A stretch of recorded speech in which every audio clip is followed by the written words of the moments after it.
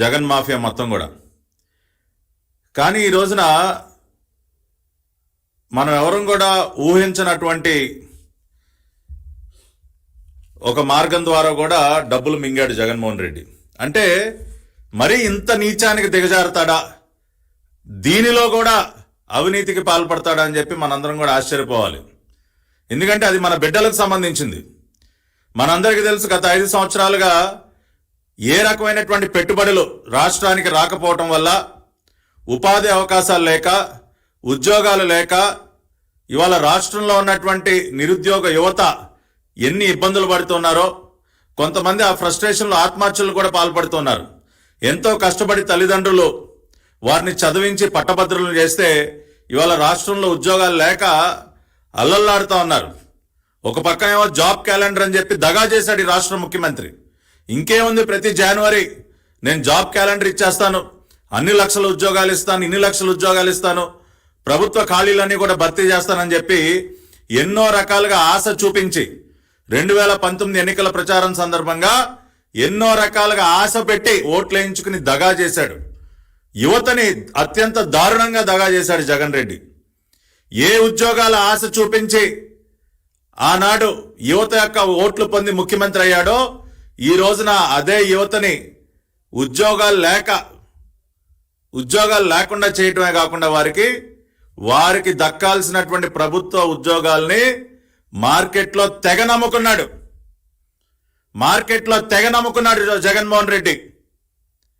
Group 1 ఉద్యోగాలు ఏదైతే December 2018లో ఆనాటి చంద్రబాబు నాయుడు గారి ప్రభుత్వం గ్రూప్ 1 ఉద్యోగాలకు సంబంధించి నోటిఫికేషన్ విడుదల చేసిందో, 31/12/2018 ఆనాటి చంద్రబాబు నాయుడు గారి ప్రభుత్వం గ్రూప్ 1 ఉద్యోగాలకి నోటిఫికేషన్ విడుదల చేసింది.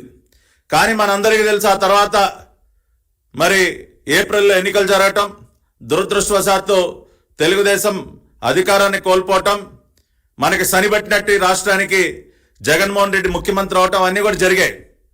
జగన్మోహన్ రెడ్డి ముఖ్యమంత్రి అయిన తర్వాత మరి నిర్వహించినటువంటి పరీక్షల్లో ఎవరైతే మరి గ్రూప్ 1 ఉద్యోగాలకు సంబంధించి పరీక్షల్లో ఉత్తీర్ణులయ్యారో, అది ప్రిలిమినరీ ఎగ్జామ్స్లో కానివ్వండి, ఆ తర్వాత ఫైనల్ ఎగ్జామ్స్లో కానివ్వండి, ఉత్తీర్ణులైనటువంటి వారు ఎంతో ఆశగా మన ప్రతిభ ఆధారంగా మనకు ఉద్యోగాలు దక్కుతాయి అనుకుంటే, జగన్మోహన్ రెడ్డి తన మోచేతి నీళ్లు తాగేటటువంటి కొంతమంది అధికారులను అడ్డం పెట్టుకుని దాదాపుగా 169 పోస్టులు ఏవైతే ఉన్నాయో, గ్రూప్ 1 169 పోస్టులని మార్కెట్లో తెగ నమ్ముకుని కనీసంగా 150 కోట్ల రూపాయలు దండుకున్నాడు. మినిమం, నేను చెప్పేది మినిమం ఫిగర్.